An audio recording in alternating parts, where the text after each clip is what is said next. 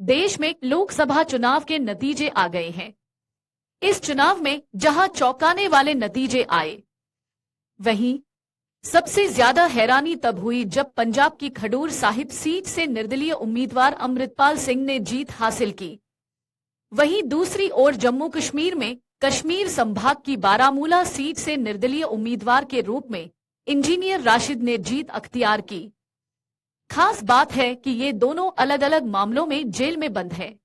राशिद पर गैरकानूनी गतिविधि रोकथाम अधिनियम यूएपीए लगा है और वो मौजूदा समय में दिल्ली की तिहाड़ जेल में बंद है। राशिद को साल 2019 में नेशनल सिक्योरिटी एजेंसी एनएसए ने टेरर फंडिंग के मामले में गिरफ्तार किया था।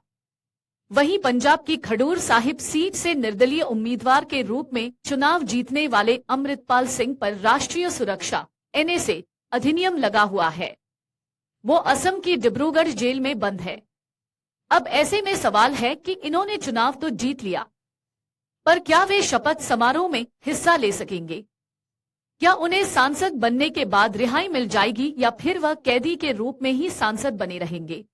रिप्रेजेंटेशन ऑफ पीपल एक्ट 1951 के मुताबिक वो प्रत्येक व्यक्ति जिसकी उम्र 18 साल से ऊपर है और मानसिक रूप से स्वस्थ है, वह चुनाव लड़ने योग्य है।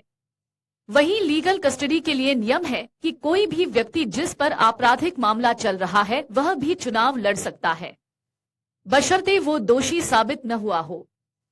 अमृतपाल और राशिद ने चुनाव जीत लिया है, लेकिन अब वे शपथ समारोह में हिस्सा कैसे लेंगे, यह जानना आवश्यक है। जेल में बंद निर्वाचित प्रतिनिधियों को शपथ लेने के लिए पैरोल दी जाती है। एक सवाल है कि क्या सांसद या विधायक जेल में रहकर सरकार चला सकते हैं?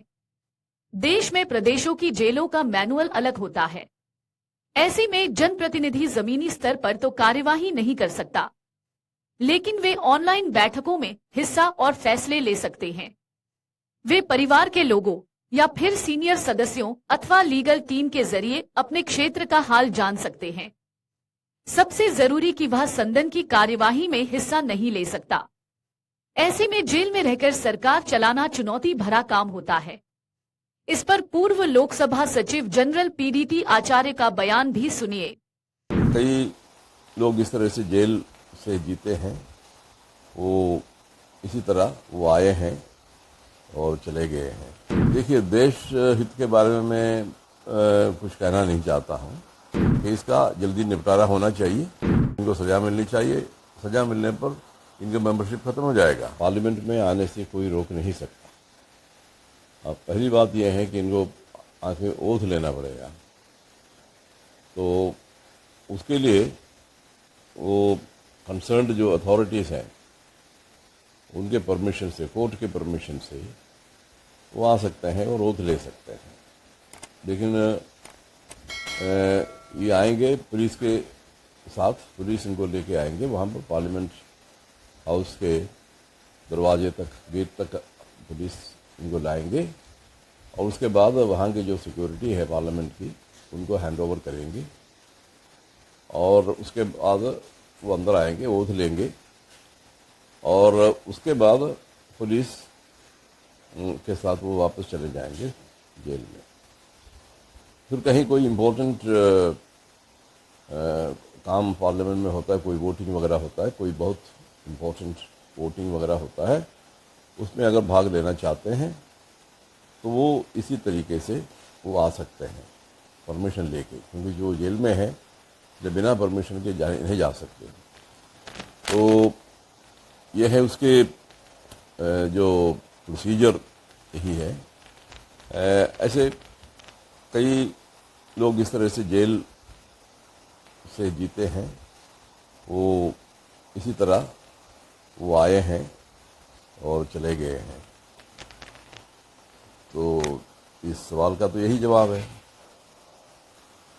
पीडीटी जी, अपना आचार्य जी ये बताइए कि बार बार पैरोल मिलना, पहली बात ये, चलिए जनता ने उनको चुना और वो सांसद बन गए और वो कैसे तो वो सेवा करेंगे, और पैरोल कितनी बार मिलेगा उनको, कितने दिन के लिए पैरोल मिलता रहेगा उसको? नहीं, ये पैरोल वैसे नहीं है, ये तो बिना पैरोल के तो कोई नहीं आ पाता है। ये पार्लियामेंट के जो नॉर्मल पैरोल होता है ना, वही वो नहीं है। ये यहाँ पर एक खास काम के लिए आते हैं।